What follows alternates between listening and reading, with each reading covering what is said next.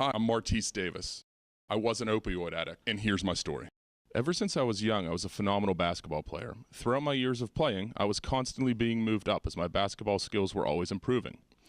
When I was in 8th grade, I was on the 9th grade team, and when I was in 9th grade, I was on varsity. With great skill came great responsibility. I had to maintain the skills and be good at school, which I did. I was an honor roll student and maintained great grades. But when you are playing with older kids, you tend to hang out with older kids. I really wish I would have just enjoyed being a kid and hung out with kids my own age. When you tend to be with a lot of older kids and me wanting to be cool, I went to parties and started abusing alcohol.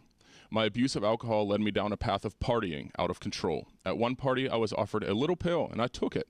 Not knowing what it was, little did I know, it was Oxy.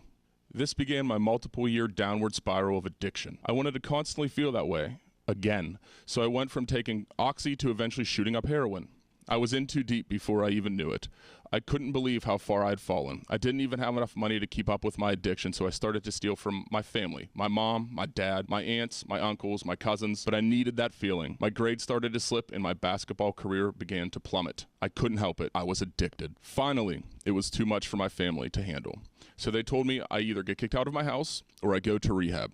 At this point, I realized I needed help. While I was at rehab, I was told that after you leave rehab, the more meetings you attend, the more likely you are of not relapsing. If you attend 30 meetings in 30 days, you have a much better chance of not relapsing. I went to every meeting, and I have been able to stay clean for 4 years. I now have my life back, and I have my goals I would like to achieve. I still wonder where I'd be if I didn't get help.